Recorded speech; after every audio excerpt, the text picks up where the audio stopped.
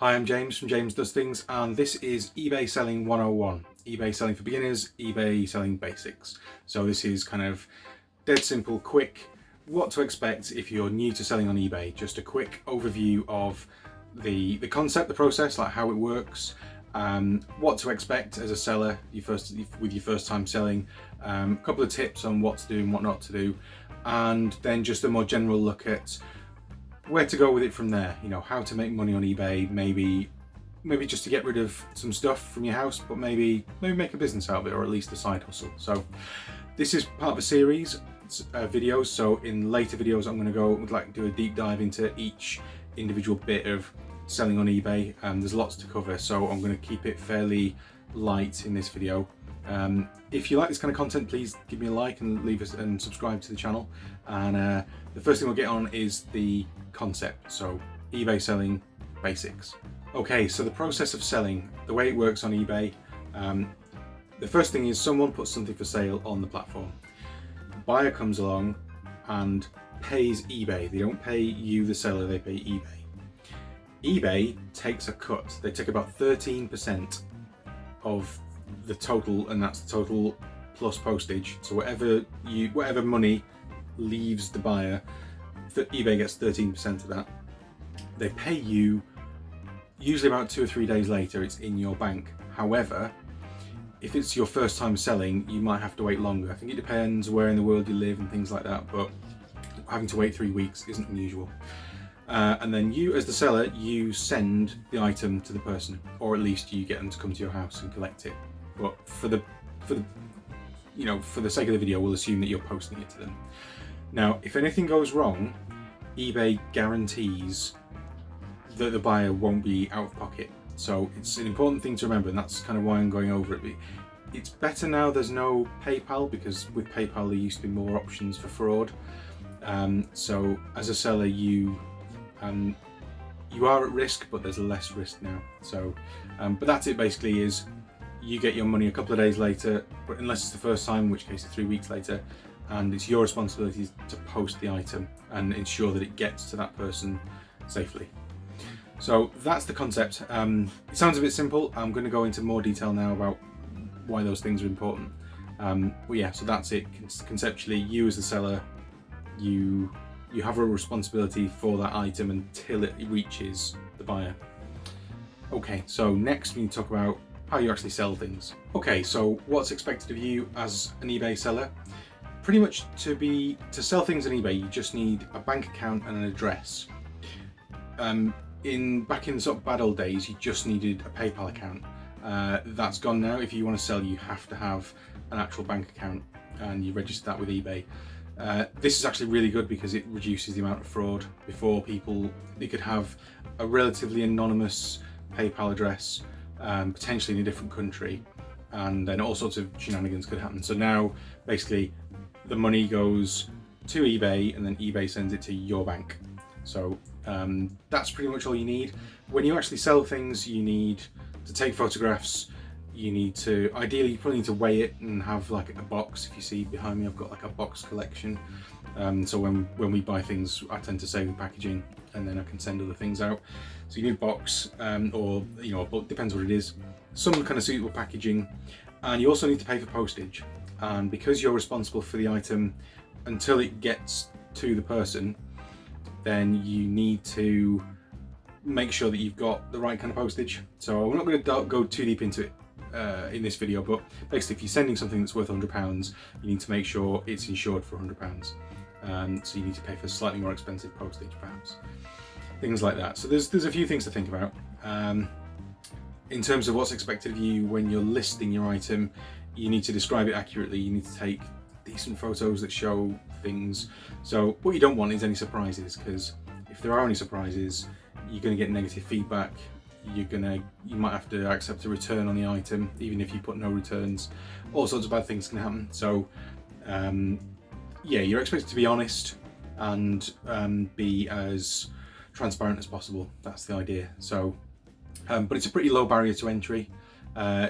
Don't let this put you off. Don't think, oh, I can't do all that. It's really easy, and it's it's great, it's well worth doing. It's a great way of making money, whether that's a side hustle or a full-time business. So yeah, don't let this put you off. Okay, the process of making a listing. I'm going to go into this in a lot of detail in other videos. All I'll say in this video is generally you've got two choices. You've got auction or buy it now.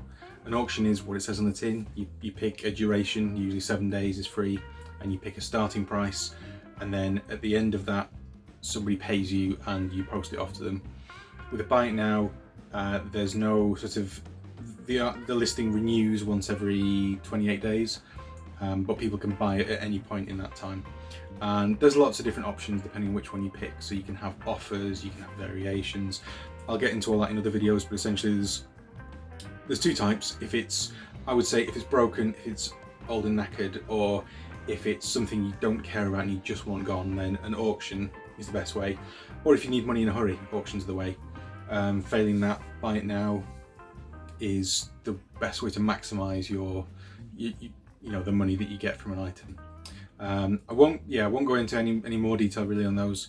There is another option of classifieds. I would avoid classifieds, that's all I would say, just because certainly in the UK the only things really are people use them for like houses and cars, and I've tried listing both houses and cars on there and it's a waste of time. Like basically if you want to sell a house in the UK, go to an estate agent, get it put on Rightmove, get it put on a proper website.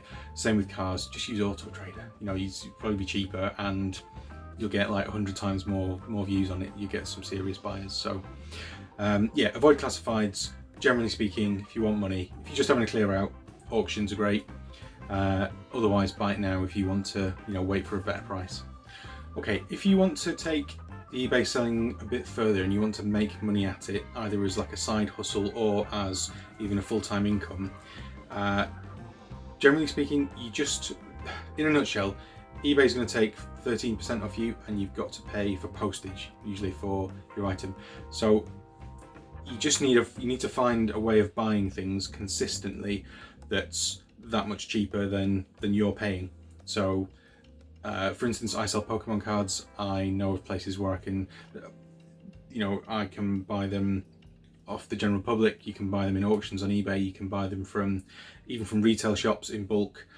You can buy them second-hand in bulk off eBay. There are dedicated websites where you can buy them from. There are you can buy them off people on things like Facebook Marketplace, Gumtree, that kind of thing.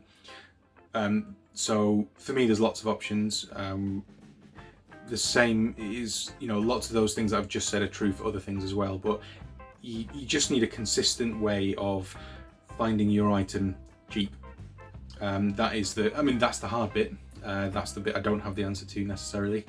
I've kind of got some of the avenues that I know about, but if you're doing any kind of business planning, that's the thing is, can I buy it for half the price it's selling on eBay is not a bad idea. Obviously, if you're doing things like iPhones, which is something I tried recently, then you don't need to find things half price, but you might need to find things £50 or £100 cheaper than the going rate, or buy broken ones and fix them, that kind of thing. So there's lots of angles, there's lots of opportunity for creativity. You just have to do your homework essentially, and the best way to learn is by doing. That's the best way. So give it a go. Before you try going big on stuff, go all in and buy a lot of stuff in bulk. Just try buying a bit off eBay, see what it's like. Find your competitors, find who's doing it well, see what they've got, and see whether you think maybe they bought their stuff from, that kind of thing. How much could you buy that thing that they're selling? How much would it cost you if you got it off someone on Facebook or a wholesaler who sells that kind of thing? That's the way to think about it. So yeah, it sounds silly, but buy low, sell high. That's the idea. But there's lots more to talk about in that respect. I'm going to do a lot more information and in a lot more detail in the following videos. This is meant to be like a sort of mini tutorial series. So I hope you found this useful. Please leave me comments and questions, things you'd love to hear more about, things you want more detail on, and hopefully I'll cover it in more videos to follow this one. So thanks for watching, please subscribe and leave us a like.